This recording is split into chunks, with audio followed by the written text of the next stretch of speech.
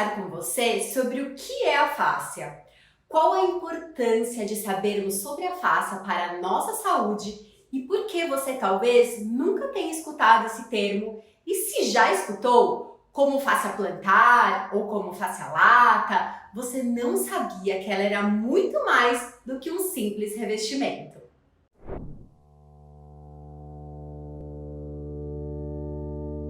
Eu sou a Mônica Shapiro, eu atuo há 19 anos como profissional de educação física, trabalho desde 2007 na academia Reebok Sports Club em São Paulo, onde hoje eu tenho o meu consultório, que trabalho com Rolfing e Facial Manipulation do método Staples.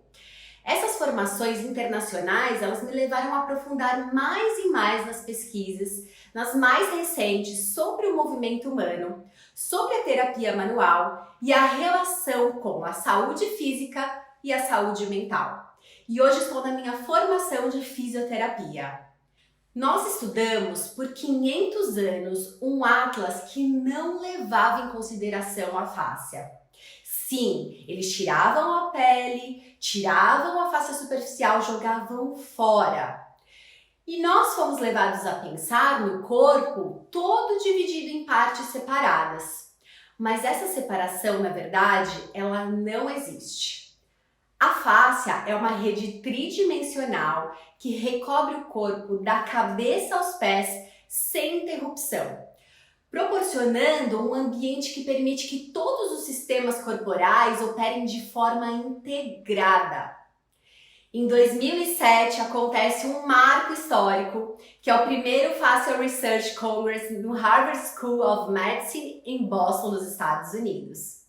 Até aquele momento, a face era apresentada como a Cinderela ou a estrutura esquecida pelos estudos da anatomia. Mas, desde então, sabe-se que a sua importância anatômica, funcional e para o nosso bem-estar e saúde é fundamental. A fáscia, ela é o tecido biológico que nos mantém unidos.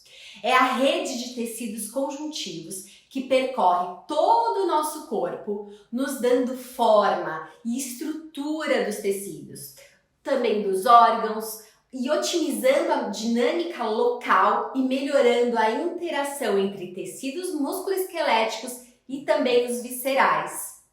Se você abrir uma laranja, você vai ver finas fibras que dão forma à estrutura e mantém o suco no lugar em pequenos saquinhos, que são os gominhos. A fáscia, ela desempenha um papel semelhante no corpo humano. Nós temos cerca de 70 trilhões de células e todas em comunicação. Pensem no corpo como uma teia de aranha 3D. Tradicionalmente, a face ela foi descrita apenas como certos pedaços, vamos dizer assim, ou revestimentos, sem uma continuidade como sabemos hoje que existe. Então, sabemos que existe fáscia lata, fáscia plantar, fáscia de escarpa e alguns nomes de alguns anatomistas que foram dando nomes às fáscias, mas é uma continuidade. E hoje, pelos estudos, temos uma definição mais ampla, que todos os tecidos moles, baseados em colágeno e elastina no corpo, incluindo as células que criam e mantêm essa rede de matriz extracelular, são considerados fáscia. Fáscia é um termo que continua a ter diferentes significados para várias profissões e perspectivas. Com base na natureza de conexão deste tecido e na gama interdisciplinar de profissionais relacionados que trabalham com a fáscia, o Facial Nomenclature Committee da Facial Research Society recomenda os seguintes usos principais. Fáscia é uma bainha, uma folha ou qualquer outra agregação dissecável de tecido conjuntivo que se forma sob a pele para anexar, envolver e separar músculos e outros órgãos internos. E o sistema facial consiste no contínuo tridimensional de tecidos conjuntivos fibrosos, frouxos e densos, contendo colágeno e que permeiam todo o corpo. Ele incorpora elementos como tecido adiposo, adventícias e bainhas neurovasculares, as aponeuroses, fáscias profundas, superficiais, epineuro, cápsulas articulares, ligamentos, membranas, meninges, expansões miofaciais, o periósteo, retináculos, septos, tendões, que é um espessamento da fáscia, as fáscias viscerais, todos os tecidos intramusculares e tecidos conjuntivos intermusculares, incluindo endomísio, perimísio e epimísio. O sistema facial, ele envolve, se entrelaça e interpenetra todos os órgãos, músculos, ossos e fibras nervosas, dotando o corpo de uma estrutura funcional e proporcionando um ambiente que permite que todos os sistemas do corpo operem de maneira integrada, todos juntos. Não existe uma separação. Esses elementos estruturais, eles se formam a partir do mesmo primórdio mesodérmico, desenvolve-se de maneira semelhante, falando de embriologia, né? Então, do sangue à estrutura do osso, temos uma notável variedade de materiais de construção, vamos dizer assim, que estão disponíveis para a construção da nossa casa, que é o nosso corpo. Mas o tecido conjuntivo, ele consegue construir todos eles, com base nas alterações de fibras e teor de água da matriz extracelular. É considerada também o nosso maior órgão sensorial, devido aos seus muitos sensores de movimento, de posição, de tensão, pressão e dor. E para nós que trabalhamos com movimento, isso significa muito. Por quê? Porque o movimento, por muito tempo, ele foi aprendido baseado no que nós aprendemos sobre anatomia, sobre biomecânica. Mas agora, nos estudos da fáscia, nós vimos que podemos explorar muito mais a movimentação humana. O nosso sistema regulatório biomecânico, ele é altamente complexo. E compreender a fáscia é essencial para a harmonia entre a estabilidade e movimento, que é crucial para o alto rendimento, para a prevenção, para a recuperação de lesões, para incapacidades e em nossa vida cotidiana, desde o início embrionário até o nosso último suspiro. E falando em biomecânica, o que é importante? É importante a gente falar de tensegridade, que é uma fusão dos termos tensão e integridade.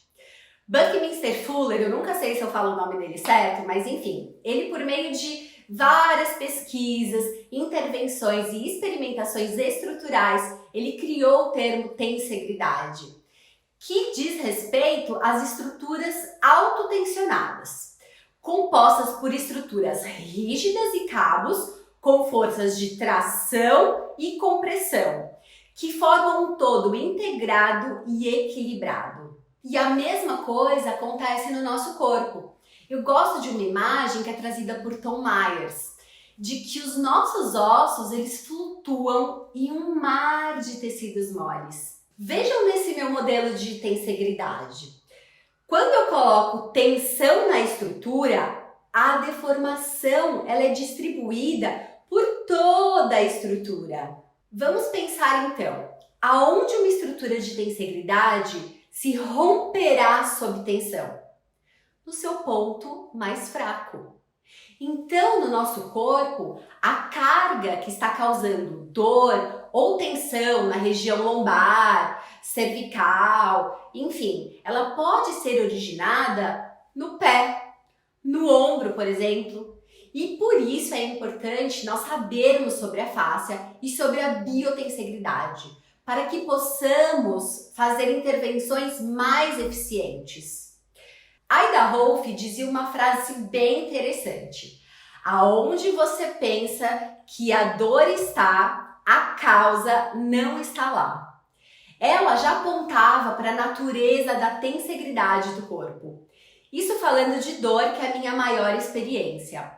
E, gente, é verdade. Tem gente que chega para mim com uma dor no ombro, eu mexo na pelve e a dor passa. E a pessoa nem acredita que eu não mexi no ombro. Mas pensando em um atleta, em um idoso, em uma criança, em todos nós, para vivermos bem, isso é muito importante.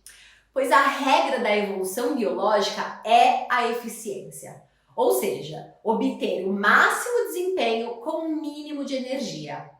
E movimentos, sejam eles rotineiros, como andar, pegar algo que caiu no chão ou no armário, um gesto esportivo, nós precisamos usar a biotensegridade para ter essa eficiência. Então, para qualquer coisa que nós formos fazer, viver, qualquer coisa de movimento, seja respirar, nós precisamos ter essa eficiência, essa biotensegridade disponível. Outro ponto importante é que muitos profissionais, quando pensam em fáscia, pensam em liberação miofacial, mas esse é apenas um dos estímulos para a fáscia.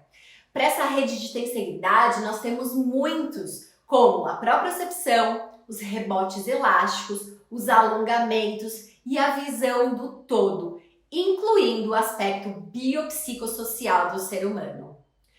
Saber sobre a fáscia e como estimulá-la hoje é fundamental para o desenvolvimento de modalidades de treinamento eficazes e também para vivermos com eficácia.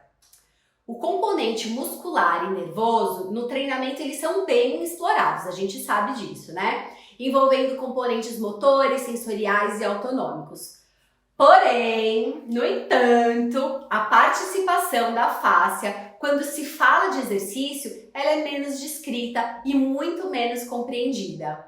Fáscia é uma estrutura do corpo humano composta de tecido conjuntivo que envolve e conecta as estruturas. Ela está integralmente envolvida na biomecânica do sistema músculo-esquelético, envolvida na transmissão de força, é um componente metabolicamente ativo, uma unidade elástica, contrátil, sensitiva e altamente vascularizada. E dependendo de como é estimulado esse tecido, ele pode sofrer alterações, diminuindo a fluidez, a amplitude de movimento, causando perda de rendimento, dor, cansaço, fadiga e até alterações de sono e alterações de humor.